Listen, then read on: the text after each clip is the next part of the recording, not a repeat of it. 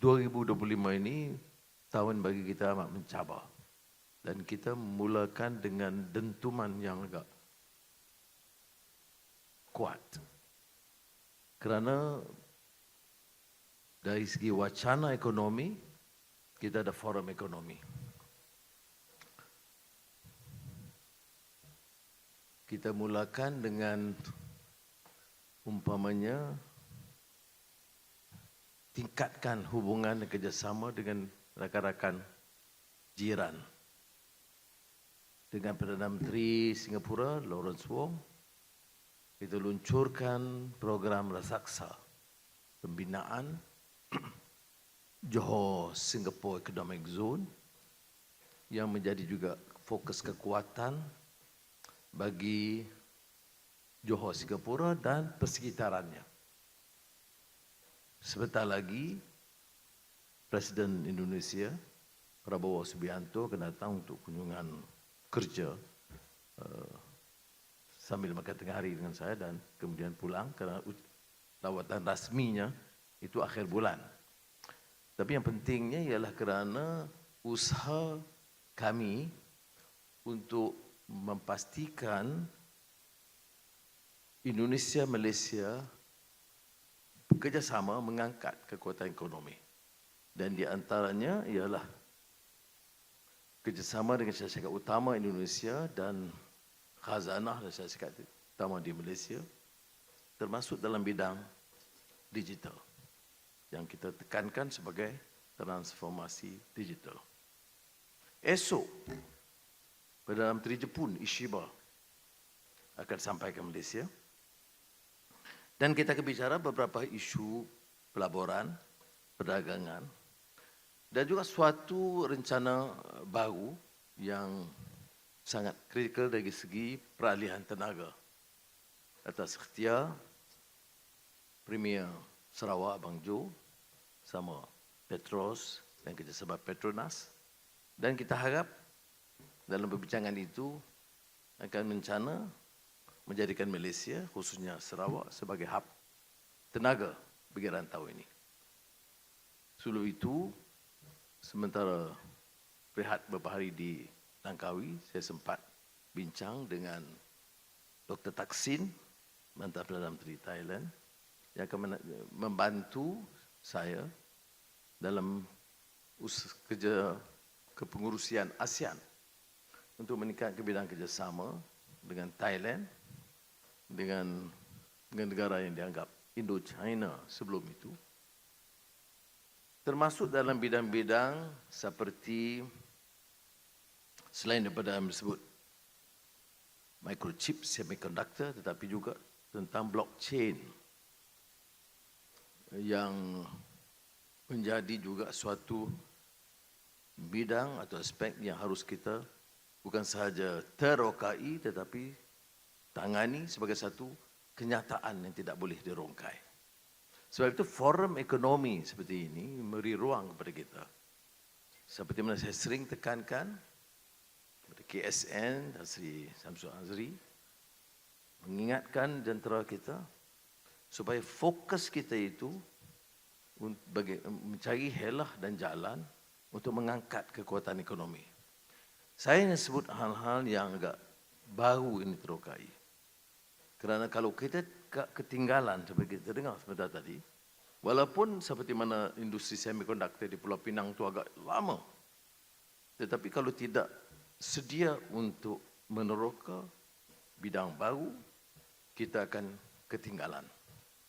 Dan kita harus ada banner kekuatan yang menyeluruh yang saya katakan tadi, supaya kekuatan ini dapat membantu kita mengangkat semula. Beberapa hari lalu kita juga meluncurkan tahun melawat Malaysia. Kerana kepengurusian ASEAN ini hanya sebagai suatu kesempatan untuk kita membina kekuatan bersama rangkai ASEAN yang disinggung oleh saudara Rafizi sebentar tadi, tapi juga memanfaatkan negara kita bersama yang lain. Yang ini yang kita tekankan bersama dengan Perdana Menteri Singapura. Dia tidak lagi umpamanya menganggap kekuatannya harus di Malaysia dan yang lain itu hanya pinggiran, atau kekuatannya di Singapura, yang lainnya pinggiran, atau kekuatan di Thailand, yang lainnya pinggiran. Tapi tidak, mencari jalan dan kaedah dan ikhtiar untuk menyelesaikan, termasuk membincangkan isu-isu yang merumitkan kita, termasuk Myanmar. Kerana prasyarat utama untuk mengangkat kekuatan ekonomi juga keamanan, kestabilan politik, dasar yang jelas, dasar ekonomi yang dapat memangkin kekuatan melalui penglibatan sektor swasta dan kecekapan sektor awam. So, Excellencies, ladies and gentlemen, coming into 2025, we're seeing the tail end of a gripping hegemony, where the levers of economic power and domination have been in the hands of a select few, one that had characterized the world, or the world economic order, defined by the principles of political economy of the West and well manifested in the Bretton Woods and related institutions. But as the superpowers retreat from responsibilities towards economic isolationism that was referred to, building walls of protectionism and isolationism, while still chanting the mantra of a rule-based world economic order, we are seeing a divergence opening. And that is the rare opportunity to recalibrate policy positions towards economic pluralism, cooperation across multilateral platforms, and decision infused with a moral conscience. Then the relevance of Forum Ekonomi Malaysia. So is this chairmanship of ASEAN coming at a very opportune and challenging moment, because Asia has become the center of the global economy, and ASEAN is projected to be the fourth largest economic bloc in the world. No, the lion's share of global growth will stem from a combination of ASEAN, India, and China, collaborating with the West, United States, and Europe, resulting in a burgeoning middle class and a growing influence over decision-making. When we formed the government at the end of 2022, we sought economic legitimacy through political stability in a world where the latter is increasingly hard to come by. Thereafter, we rolled out a series of progressive economic policies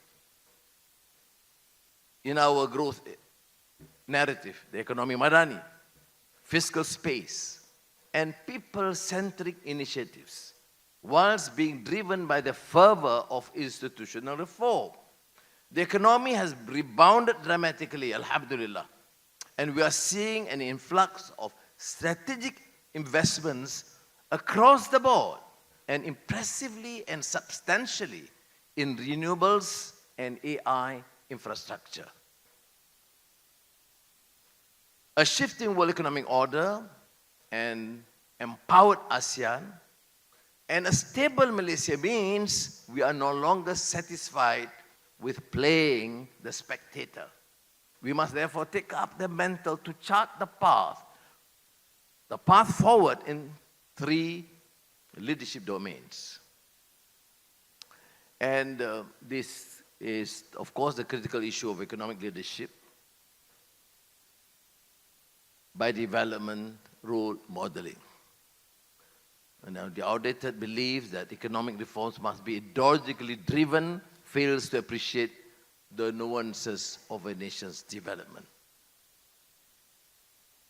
So, encouraging purely market-led growth should not be seen as being incompatible with the implementation of a comprehensive social agenda that advances equity, which means we cannot marginalize communities, and ensure that policies should not exacerbate poverty. Excellencies, ladies and gentlemen, both are mutually reinforcing. A robust economic foundation is essential for sustainable growth, enabling increased revenue that expands fiscal space and then allows for greater investments in education, healthcare, and social mobility. It's interesting that when I responded to the question during the media conference in the presence of Prime Minister Lawrence Wong, the interest was, of course, the mega project HSR. And my response is no longer the business of the government, because our focus should be education, research, healthcare, and basic infrastructure, including dealing with the issues of poverty and issues that are critical to the masses, affecting them annually, like the focus on projects that can deal with the issue or resolve partly the issue of annual flooding, which means more allocation for flood mitigation programs.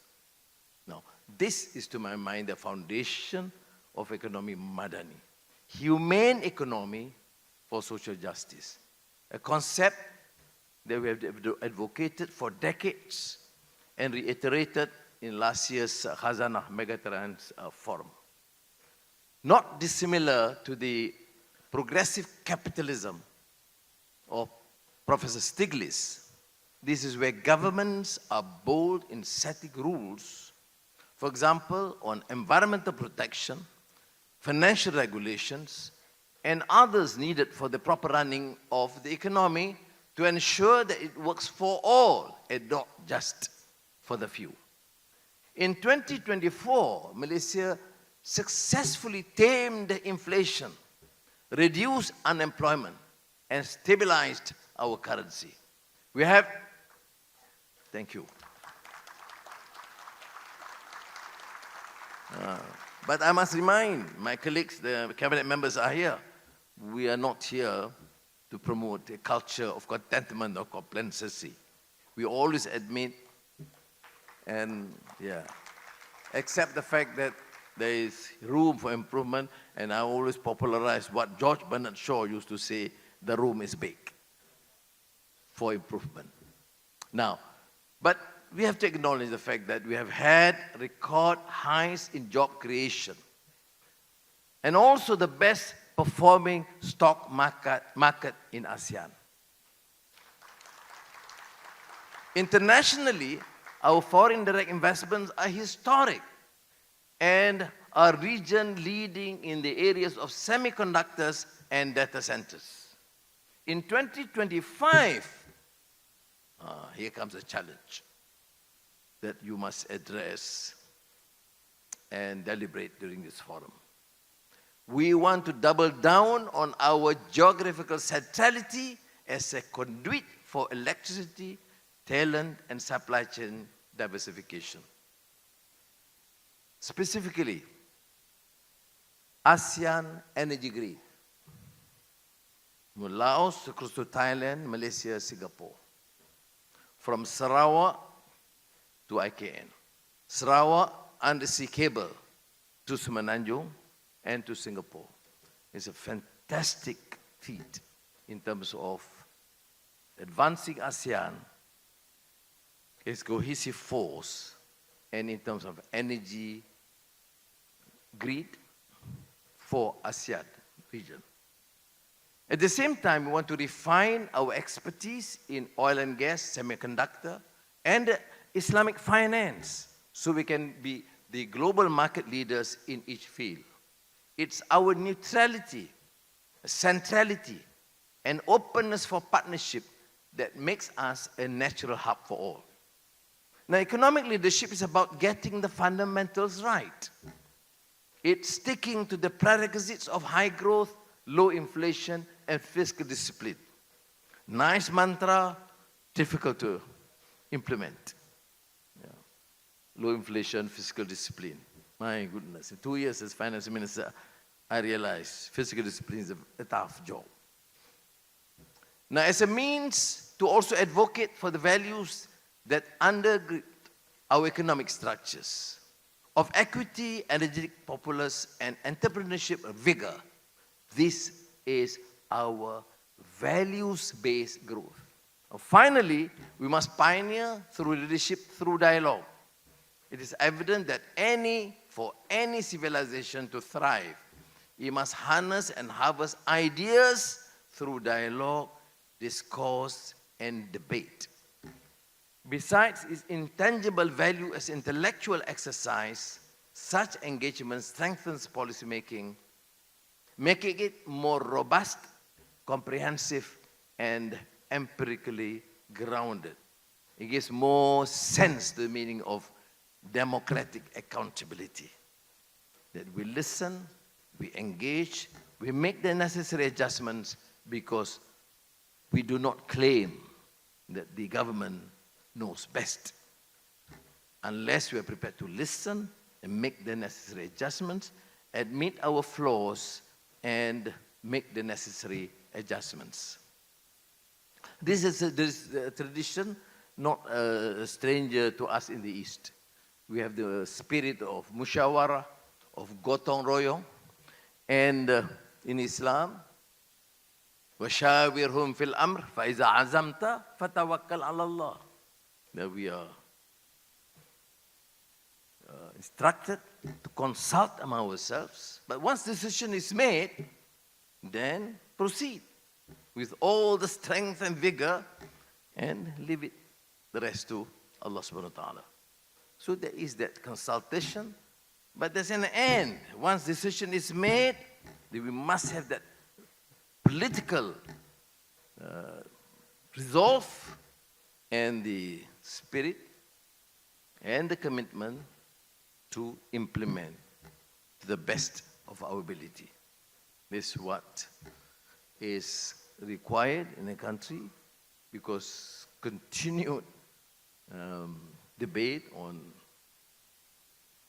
elementary, unnecessary issues is an important deflection. It's exciting to some people, but it does not resolve the issues that we face and will not ensure our growth and our success to ensure that Malaysia remains an important player in the region. We must get our work in order and work together as a great team of Malaysians from all regions, from all states, from all communities. Jadi rakan-rakan yang saya muliakan, sekali lagi saya ucapkan penghargaan kepada Kementerian Ekonomi karena inisiatif ini yang saya anggap satu yang penting. Kerana kalau kita mau mengangkat martabat ekonomi dan negara kita, kita tidak boleh lengah lagi. Tidak boleh terbawa-bawa untuk bicara hal-hal remeh yang hanya melemahkan kita dan mengancam kekuatan kita. Ini peluang kesempatan terbaik untuk negara ini. Uruskan ekonomi dengan baik, tingkatkan usaha, jalinkan kerjasama, dan fokus dalam kerja masing-masing dengan wacana yang segar, kesediaan membawa perubahan dan penyesuaian, mengaku kelemahan kita, termasuk dalam kerajaan, tetapi untuk membawa perubahan dan kebaikan untuk semua. Terima kasih. Wassalamualaikum warahmatullahi wabarakatuh.